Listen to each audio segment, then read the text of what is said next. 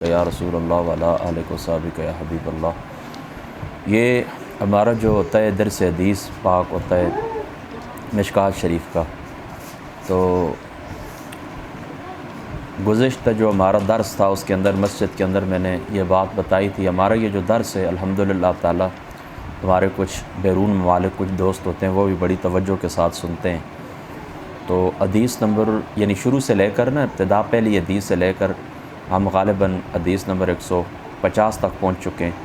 الحمدللہ تعالی۔ ایک ایک لفظ کی ریکارڈنگ ہوئی ہے، تو درمیان کے اندر اس طرح ہوا تھا کہ حدیث نمبر 141 سے لے کر 145 تک یہ 5 احادیث مبارکہ تھی، تو ان کی جو ریکارڈنگ ہے کچھ تکنیکی خرابی کی وجہ سے اس طرح ہوا کہ کوئی ٹیکنیکل خرابی تھی، اس کی وجہ سے اس کی ساؤنڈ کے اندر کوئی مسئلہ تھا، وہ ویڈیو ضائع ہو گئی تھی۔ 48 منٹ کی گفتگو تھی، وہ ویڈیو ضائع ہو گئی تھی، تو بیرون ممالک ہمارے جو دوست تھے وہ نہیں سن سکے تھے، تو میں نے کہا کہ چلو انشاءاللہ تعالی میں آپ کے لیے دوبارہ اس کو ریکارڈ کرواؤں گا، لیکن ابھی چونکہ ظہر کی نماز کا وقت بھی نزدیک ہے، تو انشاءاللہ تعالی میرا ارادہ یہ ہے کہ میں صرف ان 5 احادیث کا مطلب عبارت پڑھوں، پھر ترجمہ تشریح کروں تو پھر کافی دیر ہو جائے گی، تو میں صرف مختصر خلاصہ آپ کو سمجھا دیتا ہوں تاکہ وہ آپ کا جو تسلسل ہے وہ تسلسل نہ ٹوٹیں۔ یہ میرے سامنے حدیث نمبر 141 سے حضرت ابو ہریرہ رضی اللہ تعالیٰ عنہ آپ اس حدیث پاک کے راوی ہیں۔ حضور نبی پاک صلی اللہ تعالیٰ علیہ وآلہ وسلم آپ نے فرمایا کہ میری مثال اس شخص کے حال کی طرح ہے کہ جس نے آگ روشن کی، جب اس سے ارد گرد روشنی پھیل گئی تو پروانے اور یہ اڑنے والے پرندے کیڑے مکوڑے اس آگ کے اندر گرنا شروع ہو گئے، یہ گرنا ان کی عادت ہے، آگ میں گرنا شروع ہو گئے، اور اس شخص نے انہیں روکنا شروع کر دیا، لیکن یہ پروانے اور کیڑے مکوڑے مسلسل اس میں گرتے جا رہے ہیں اور باز نہیں آتے، اور اس روکنے والے مرد کے قابو سے باہر نکل گئے، تو ہجوم کی صورت میں اس کے اندر گرتے ہیں، تو میں جائے ازار بند سے پکڑ کر تمہیں آگ میں گرنے سے روکتا ہوں، مگر تم لوگ ہجوم کرتے ہو اور بے تحاشا اس میں گرتے ہو۔ یہ روایت بخاری شریف کی اور مسلم شریف کی روایت اس طرح، مگر اس نے اس کے آخر میں کہا رسول اللہ صلی اللہ تعالیٰ علیہ وآلہ وسلم نے یہ فرمایا کہ یہ میری اور تمہاری مثال ہے کہ میں تمہیں تمہاری جائے اظہار سے پکڑ کر تمہیں آگ میں گرنے سے روکتا ہوں، اور تمہیں بار بار کہتا ہوں کہ اے لوگو آگ کی طرف جانے کی بجائے میری طرف آؤ، لیکن تم لوگ مجھ پر غالب آتے ہو اور آگ میں گرتے ہی جا رہے ہو۔ یعنی دیکھیں صاف اور ستھرا، دیکھیں کسی قسم کی کوئی مشکل بات نہیں ہے، یعنی آقا علیہ الصلوۃ والسلام کی ذات اقدس کو اللہ تعالیٰ کی ذات اقدس نے مبعوث فرمایا، اور حضور علیہ الصلوۃ والسلام تمہیں آگ سے ڈراتے ہیں، جہنم سے ڈراتے ہیں، اور حضور علیہ الصلوۃ والسلام تمہیں نصیحت کرتے ہیں فاتقوا النار التی وقودها الناس والحجارہ، تمہیں نصیحت کرتے ہیں کہ یہ آگ تمہارے لیے تیار کی گئی ہے جو اللہ کی نافرمانیاں کریں گے، تو میں تمہیں پکڑ کر اپنی طرف بلاتا ہوں کہ یہ آگ اس کے اندر نہ گرو، جل جاؤ گے، تباہ ہو جاؤ گے، لیکن تم لوگ مسلسل اللہ کی نافرمانی کرتے اور اس آگ کے اندر گرتے جا رہے ہیں۔ اب سمجھ گئے نا، تو اس کا کیا مطلب ہے کہ اکثر لوگ کیا ہیں، نافرمان ہیں، وہ آگ کے اندر گرتے جا رہے ہیں، اور حضور نبی پاک صلی اللہ تعالیٰ علیہ وآلہ وسلم آپ کی جو ذات مقدس ہے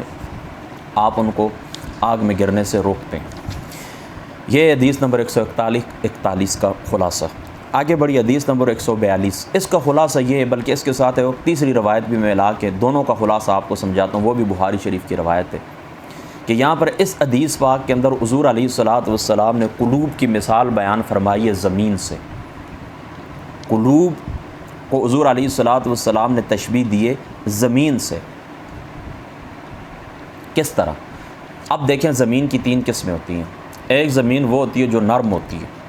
دوسری زمین وہ ہوتی ہے جو سخت ہوتی ہے، اور تیسری زمین وہ ہوتی ہے جو ریتلی ہوتی ہے۔ اب دیکھیں نا، جو نرم زمین ہوتی ہے نا، اس نرم زمین کے اوپر جس وقت بارش برستی ہے تو وہ پانی اپنے اندر جذب کرتی ہے، پھر اس سے کھیتیاں اگتی ہیں، اس زمین کو خود بھی فائدہ ہوتا ہے، وہ نرم زمین ہوتی ہے اس کو خود بھی فائدہ ہوتا ہے، وہ اپنے اندر پانی جذب کرتی ہے، پھر کھیتیاں اگتی ہیں، فصلیں آتی ہیں، تو لوگ بھی اس سے فائدہ اٹھاتے ہیں۔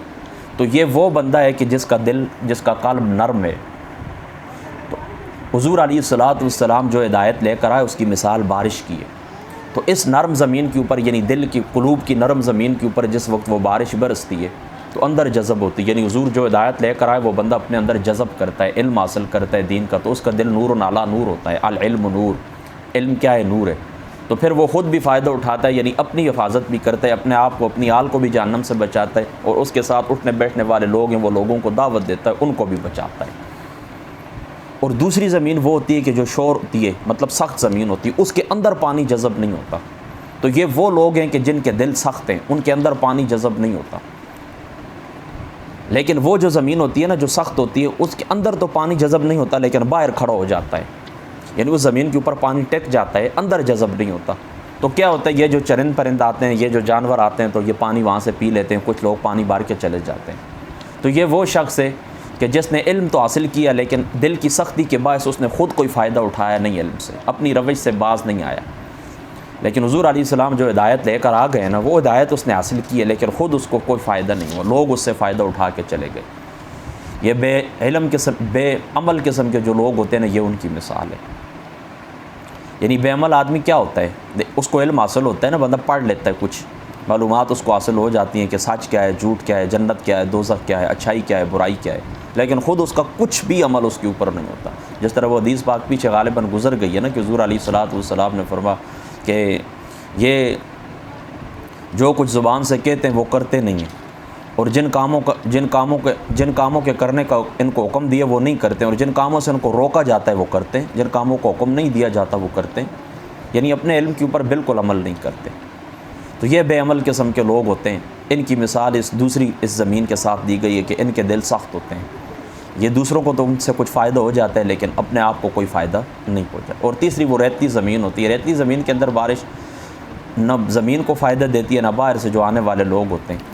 تو یہ وہ لوگ ہیں جو کافر ہیں، حضور علیہ الصلوۃ والسلام کی ہدایت کو بالکل انہوں نے قبول نہیں کیا۔ ان کے جو قلوب ہیں، ان کی مثال ریتلی زمین کی طرح ہے جس کے اندر بارش جذب بھی نہیں ہوتی، اور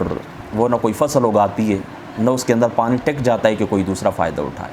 تو پہلے جو دو قسم کے لوگ ہیں وہ مسلمان ہیں، پہلے اچھے دل والے لوگ تھے، خود بھی فائدہ اٹھایا، دوسروں کو بھی فائدہ دیا، اور دوسرے جو لوگ تھے خود تو فائدہ نہیں اٹھایا لیکن دوسروں کو کچھ فائدہ ان سے ملا ہے، اور تیسرے قسم کے لوگ ہیں نہ خود فائدہ اٹھایا نہ دوسروں کو انہوں نے کوئی فائدہ دیا ہے۔ اور پہلے دو مسلمان ہیں اور تیسرے کیا ہیں، دار اسلام سے خارج کافر ہیں، جنہوں نے حضور علیہ الصلوۃ والسلام کی ہدایت کی طرف توجہ نہیں کی۔ یہ دیکھیں نا، یہ شروع کے الفاظ ہیں، مثل ما بعثنی اللہ تعالی من الہدی والعلم کمثل الغیث الکثیر اصاب ارضا فکانت منها طائفۃ طیبۃ قبلت الماء۔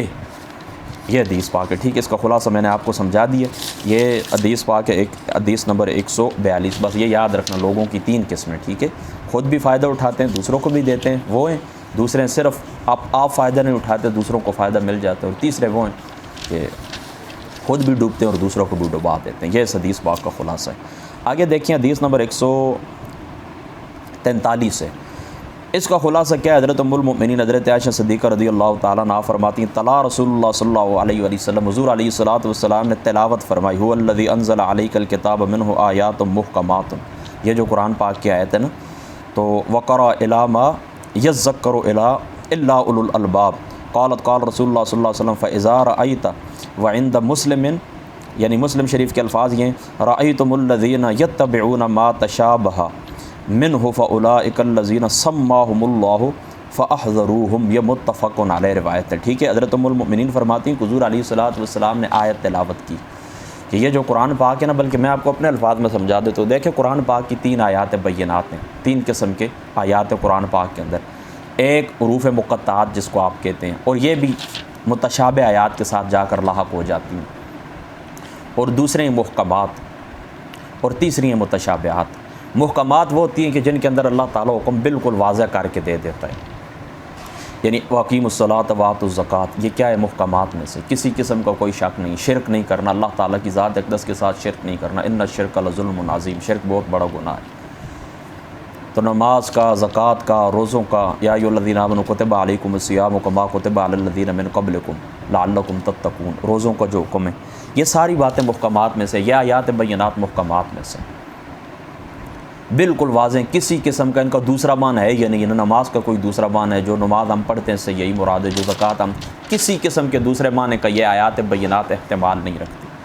تو مسلمان کو حکم کیا ہے کہ یہ جو محکمات ہیں ان کو تم نے پکا مضبوطی سے پکڑنا ہے، اور جو متشابہات ہیں، جو کیا ہیں، متشابہات ہیں، متشابہات جو ہوتی ہیں ان کے بارے میں علماء کے دو نظریے ہیں، ایک ہے عقیدہ تفویض، یعنی اللہ تعالیٰ کی ذات اقدس کے ان کو حوالے کر دینا، اس کی مراد اللہ تعالیٰ جانے، جو کچھ اللہ تعالیٰ نے فرمایا ہم اس کے اوپر ایمان رکھتے ہیں، مراد اس کی کیا ہے اللہ تعالیٰ جانے، ہمارے اس کے اوپر ایمان ہے کہ یہ قرآن اللہ تعالیٰ نے جو کچھ بیان فرمایا حق فرمایا، لیکن اس کا معنی کیا ہے، اس کا مفہوم کیا ہے اللہ جانے۔ اور ایک عقیدہ تعویل، وہ اس کے اندر تعویل کرتے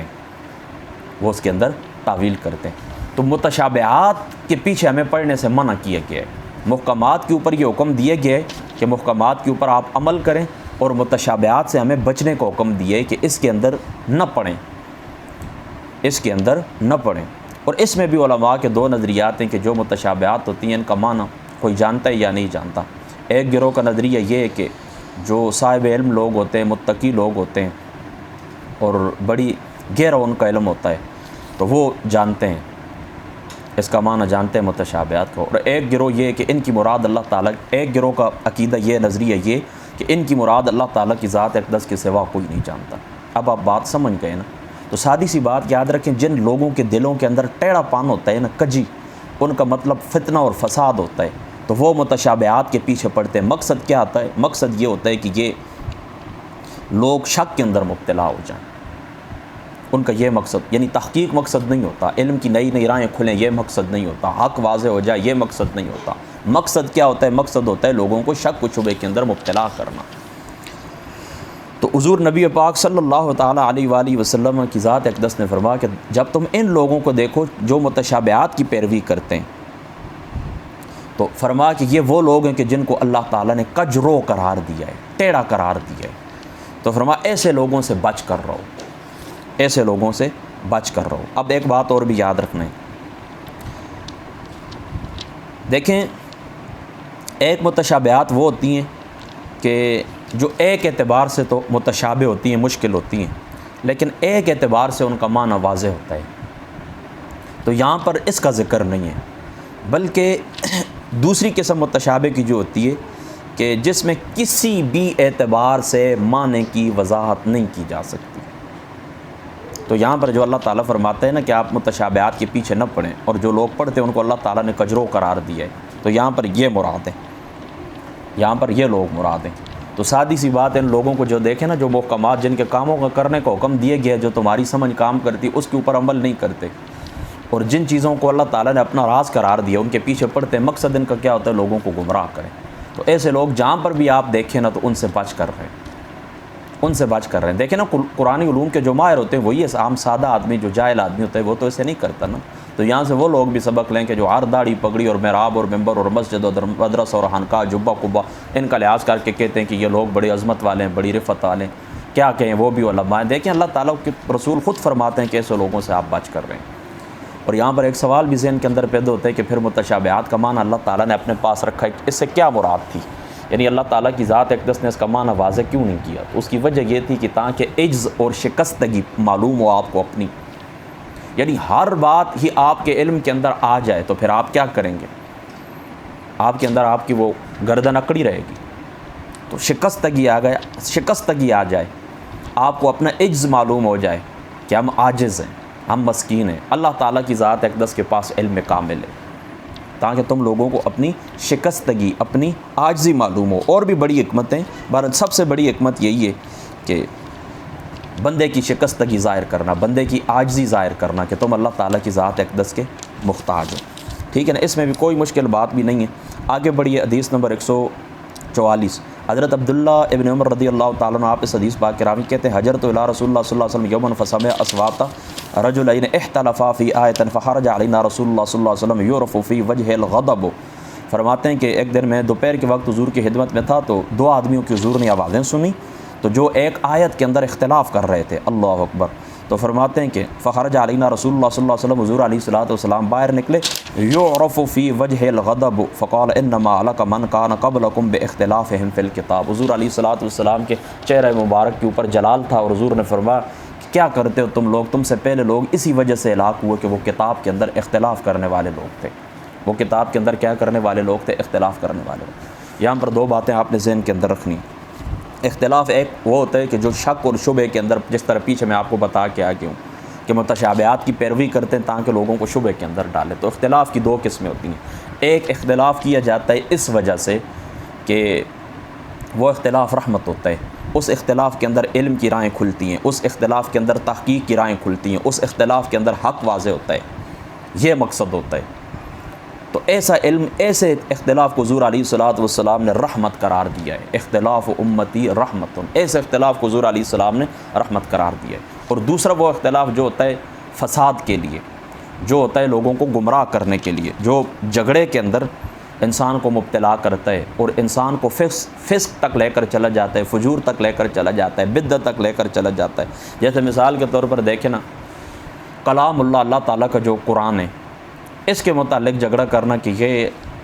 مخلوق ہے یا مخلوق نہیں ہے، اب اس سے کسی کو کیا فائدہ ہے؟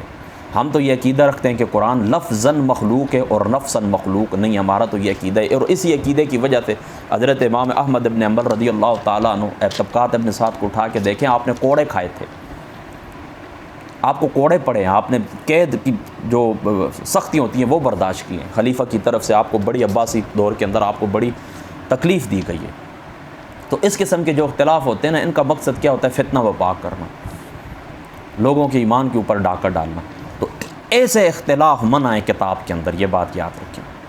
اور حضور نبی پاک صلی اللہ تعالیٰ علیہ وآلہ وسلم نے ایسے اختلاف سے منع کیا ہے۔ دیکھیں نا، یہاں پر حضور علیہ السلام اختلاف سے منع فرما رہے ہیں کہ آیت کے اندر تم اختلاف کرتے ہو تو تم سے قبل لوگ جو تھے تو وہ تو گمراہ ہوئے تھے، اسی وجہ سے وہ لوگ ہلاک ہوئے تھے، اختلاف کرنے کی وجہ سے۔ اور دوسری طرف حضور نے خود ہی فرما دیا کہ اختلاف امتی رحمت۔ تو یہ جس اختلاف سے منع کیا ہے، اس اختلاف سے مراد یہ والا اختلاف ہے جو فساد کی طرف لے جائے، اور جو علم کی رائیں کھولیں، تحقیق کی رائیں کھولیں، اس علم کو حضور علیہ الصلوۃ والسلام نے، اس اختلاف کو حضور نے رحمت قرار دیا۔ لہذا یہ اختلاف کی دو قسمیں آپ نے اپنے ذہن کے اندر پکی رکھنی ہیں۔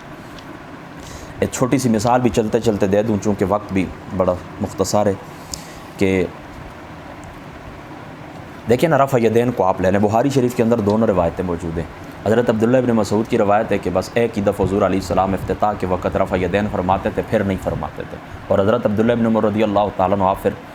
رکوع سے قبل اور رکوع کے بعد بھی رفع یدین کا ذکر فرماتے ہیں۔ یعنی رفع یدین، عدم رفع یدین والی جو روایت ہے حضرت عبداللہ ابن مسعود کی ہے، اور جو رفع یدین والی روایت ہے تو وہ حضرت عبداللہ ابن عمر کی ہے۔ اب دیکھیں، حضرت امام اعظم ابو حنیفہ رضی اللہ تعالیٰ عنہ آپ نے تحقیق کی تو حضرت عبداللہ ابن مسعود والی روایت کو مضبوط پائے، اس کے اوپر عمل کر دیا۔ تو اب ہم کیا کرتے ہیں؟ حنفی جو ہیں، احناف جو ہیں، وہ کیا کرتے ہیں؟ رفع یدین نہیں کرتے نماز کے اندر۔ اور امام شافعی صاحب رضی اللہ تعالیٰ عنہ آپ کے نزدیک وہ حضرت عبداللہ ابن عمر والی وہ روایت مضبوط تھی، انہوں نے اس کو پکڑ لیا، وہ رفع یدین کرتے ہیں۔ اب یہ اختلاف ہوا کہ نہیں؟ ایک آدمی رفع یدین کرتا ہے، اس کے سامنے بھی حدیث ہے، دوسرا آدمی رفع یدین نہیں کرتا، اس کے سامنے بھی رسول اللہ کا فرمان ہے۔ اب لوگ آپ ایمانداری سے مجھے بتائیں، یہ اختلاف رحمت ہوا کہ نہیں؟ کیوں؟ کیسے رحمت ہوا؟ اس طرح رحمت ہوا کہ حضور علیہ الصلوۃ والسلام کی دونوں ادائیں زندہ ہو گئیں اس اختلاف کی وجہ سے۔ یعنی کبھی تو آقا علیہ السلام نے رفع یدین فرمایا تھا، بعد میں منسوخ ہو گیا تھا، کبھی تو فرمایا تھا، لہذا حضور کی وہ ادا زندہ ہو گئی حضرت امام شافعی صاحب رحمۃ اللہ تعالیٰ علیہ آپ کے توسط سے، اور حضور علیہ السلام نے وہ جو چھوڑ دیا تھا پھر منسوخ ہو گیا تھا، تو حضور کی وہ ادا زندہ ہو گئی حضرت امام اعظم ابو حنیفہ رضی اللہ تعالیٰ عنہ آپ کے توسط سے۔ تو حضور کی ادائیں ہر صورت کے اندر زندہ رہی اس اختلاف کے سبب۔ تو یہ اختلاف رحمت ہے۔ اب آپ صحیح سمجھ گئے نا کہ اختلاف رحمت کون سا ہوتا ہے اور اختلاف زحمت کون سا ہوتا ہے۔ لہذا اس حدیث پاک کے ضمن میں آپ نے اس بات کو یاد رکھنا ہے، ٹھیک ہے۔ اب آگے حدیث پاک آ گئی ہے نا کہ حضرت سعد بن ابی وقاص رضی اللہ تعالیٰ عنہ، حضرت سعد بن ابی وقاص رضی اللہ تعالیٰ عنہ آپ اس حدیث پاک کے راوی ہیں۔ تو فرمایا ان اعظم المسلمین فی المسلمین جرما من سأل عن شیء لم يحرم علی الناس محرم من اجل مسألته۔ فرماتے ہیں رسول پاک صلی اللہ تعالیٰ علیہ وآلہ وسلم نے فرمایا کہ مسلمانوں میں سے بڑا مجرم وہ ہے کہ وہ مسلمان جس نے ایک ایسی چیز کے بارے میں سوال کیا جو لوگوں پر حرام نہ تھی، تو اس کے سوال کرنے کی وجہ سے حرام ہو گئی۔ دیکھیں حدیث پاک سے یہ ثابت ہوتا ہے نا کہ اصلاً اشیاء کے اندر اباحت ہے، ہر چیز اپنی اصل کے اوپر مباح ہے۔ تو اس زمانے کے اندر جب نزول قرآن ہو رہا تھا تو دیکھیں نا، بعض لوگ اس طرح وہ دیہاتی قسم کے لوگ ہیں، وہ سوال کرتے ہیں کہ جن سوالات کی ضرورت نہیں ہوتی۔ تو پھر اس طرح ہو سکتا تھا، ممکن ہے یہ بات کہ چیز اللہ تعالیٰ نے اپنی مباح کے اوپر اصل چھوڑی ہو، سوال کرنے کی وجہ سے حرام کی گئی ہو۔ جس طرح وہ ایک صحابی رسول تھے، انہوں نے سوال کیا تھا، حضور نے فرمایا حج تمہارے اوپر اللہ تعالیٰ نے فرض کیا، جو زاد راہ پائے وہ حج کرے۔ تو ایک صحابی بار بار کہنے لگے، 3 بار کہا یا رسول اللہ، حج ہر سال فرض ہے۔ تو حضور نے فرمایا 3 بار کہنے کے بعد فرمایا اگر میں کہہ دیتا تو ہر سال فرض ہو جاتا۔ تو پھر لوگوں دیکھیں نا، مشقت کے اندر پڑ جاتے، مصیبت کے اندر پڑ جاتے۔ تو اس حدیث پاک سے ثابت کیا ہوتا ہے کہ جن سوالات کی ضرورت نہیں ہوتی، فضول قسم کے جو سوالات ہوتے ہیں وہ نہیں کرنے چاہیے۔ دیکھیں نا